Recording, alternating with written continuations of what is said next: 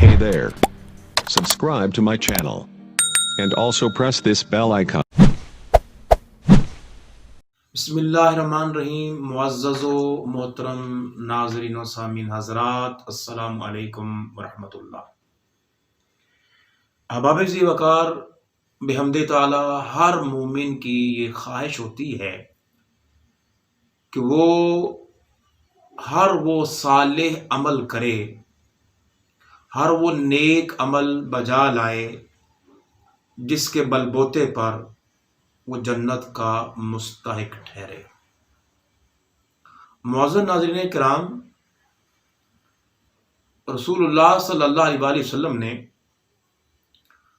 بہت سے طریقے بتلائے ہیں، بہت سے اعمال و افعال بتلائے ہیں جن کے بجا لانے سے مومن جنت کا مستحق ٹھہرتا ہے. تو الحمدللہ ہم ایک سلسلہ وار گفتگو کا آغاز کرنے جا رہے ہیں کہ جس میں یہ بتلایا جائے گا کہ وہ کون سے اعمال و افعال ہیں جن سے ہم جنت حاصل کر سکتے ہیں. احباب ذی وقار، اس سلسلہ کی پہلی حدیث مبارکہ سماعت فرمائیے. جامع ترمذی کی ہے، حدیث کا نمبر ہے 2004. حضرت ابو ہریرہ رضی اللہ تعالی عنہ راوی ہیں. آپ صلی اللہ علیہ وآلہ وسلم نے سے پوچھا گیا، یا رسول اللہ،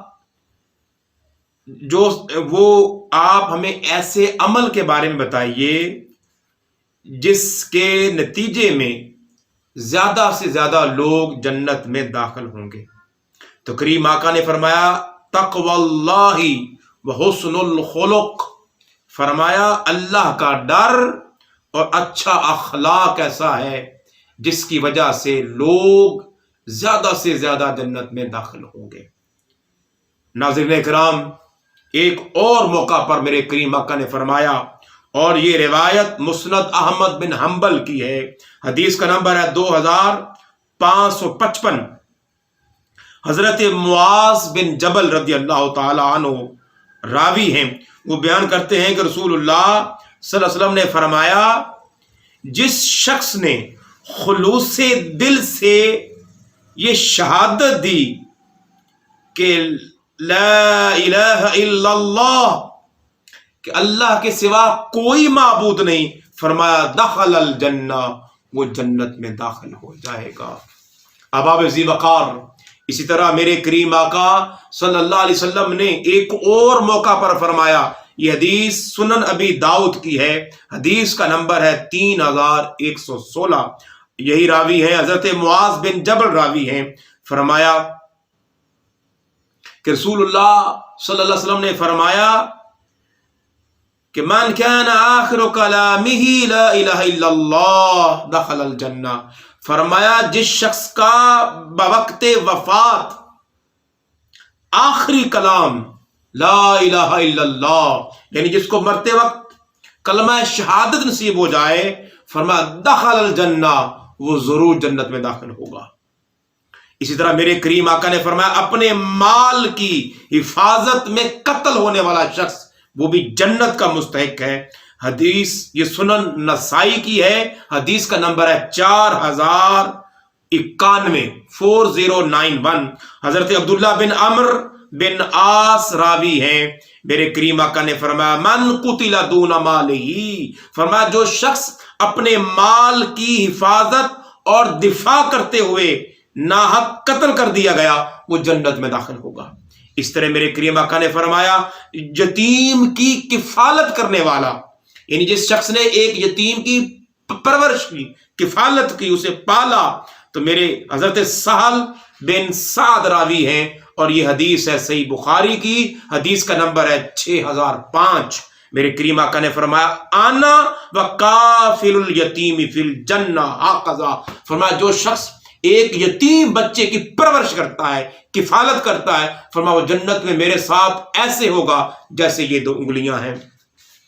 معزز ناظرین کرام، اپنے ایمان کو جلا بخشیے. میرے کریم آقا نے فرمایا جو شخص اشراق کی 4 رکعتیں ادا کرتا ہے اور نماز ظہر سے پہلے 4 رکعتیں پڑھتا ہے، فرمایا اس پر بھی جنت واجب ہو جاتی ہے۔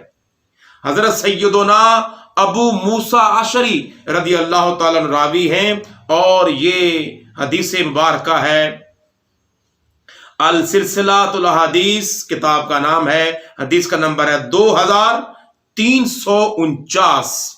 حضور نے شاہ فرمایا جس شخص نے نماز اشراق کی 4 رکعتیں اور پہلی 4 رکعتیں نماز ظہر کی پابندی کے ساتھ پڑھی تو فرمایا بنیا لہو بیت فی الجنہ، اس کے لیے جنت میں ایک گھر بنا دیا جاتا ہے۔ معزز ناظرین کرام، آئیے اور جنت کے لیے اپنے دلوں میں چاہت پیدا کریں کہ میرے کریم آقا نے فرمایا ہر فرض نماز کے بعد آیت الکرسی پڑھنا، فرمایا یہ بھی جنت میں داخلے کا باعث بنے گا۔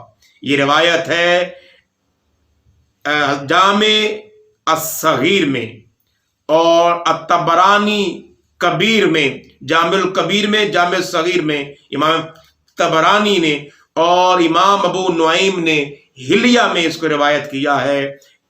یہ بھی حضرت ابو امامہ رضی اللہ تعالیٰ سے روایت کرتے ہیں، ارشاد فرمایا جس شخص نے ہر نماز کے بعد، ہر فرض نماز کے بعد آیت الکرسی پڑھی، فرمایا کل صلاۃ لم یمنعہ من دخول الجنہ الا ان یموت، فرمایا ہر فرض نماز کے بعد آیت الکرسی پڑھنے والے شخص کو سوائے موت کے کوئی اور جنت میں داخل ہونے سے روک نہیں سکتا۔ اسی طرح فرمایا کثرت سے نفلی روزے رکھنے والا شخص یقیناً جنت میں جائے گا۔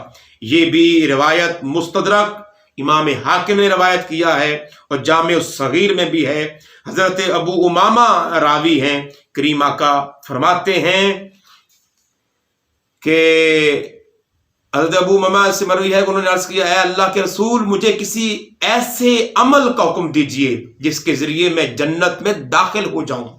یعنی صحابی رسول حضرت ابو امامہ سوال کرتے ہیں آقا مجھے کوئی ایسا عمل بتا دیں کہ میں جنت میں چلا جاؤں، تو میرے کریم آقا نے فرمایا کہ علیک بالصوم، فرمایا اے ابو امامہ تو نے پوچھا کہ میں جنت میں کیسے جا سکتا ہوں، فرمایا کثرت سے نفلی روزے رکھا کرو۔ آخری حدیث پاک اس ویڈیو میں سماعت فرمائیے کہ فرمایا اچھی گفتگو کرنا اور کھانا کھلانا، یعنی ایک اچھی گفتگو کرنے والا شخص جس میں بدخوئی نہ ہو، غیبت نہ ہو، چغلی نہ ہو، گالی گلوچ نہ ہو، کسی کو برا بھلا کہنا نہ ہو، جب بولے اچھی گفتگو کرے اور لوگوں کو زیادہ سے زیادہ کھانا کھلائے، اپنے گھر والوں کو، دوستوں کو، ریلیٹیوز کو، اپنے کولیگز کو جو زیادہ سخی ہے کھانا کھلاتا ہے، فرمایا یہ 2 عمل ایسے ہیں یہ بھی انسان کو جنت میں لے جائیں گے۔ یہ روایت ہے امام حاکم نے روایت کیا مستدرک میں، اور جامع صغیر میں بھی ہے روایت۔ حضرت سیدنا ہانی بن یزید رضی اللہ عنہ سے مروی ہے کہ رسول اللہ صلی اللہ علیہ وسلم کے پاس حاضر ہوئے تو عرض کیا اے اللہ کے رسول کون سی چیز جنت واجب کرتی ہے؟ تو آپ نے فرمایا علیک بحسن الکلام و بذل الطعام، فرمایا اچھی گفتگو کیا کرو اور کھانا کھلایا کرو۔ یعنی صحابی رسول سوال کر رہے ہیں آقا وہ کون سی بات ہے جس میں جنت میں داخل ہو سکتا ہوں، یا کون سی چیز جنت واجب کرتی ہے؟ فرمایا اچھی گفتگو کرنا اور لوگوں کو کھانا کھلانا۔ معزز ناظرین کرام، کتنا سستا سودا ہے، یہ بہانے ہیں۔ اللہ تبارک و تعالیٰ نے اپنی رحمت کے دروازے کھول رکھے ہیں اور زبان مصطفیٰ سے یہ ضمانت دے دی ہے، تو کیوں نہ ہم ابھی تہیہ کریں کہ ان اعمال صالحہ کو اپنانے کی حتی المقدور کوشش کریں گے تاکہ ہم بھی اس جنت کے مستحق بن جائیں۔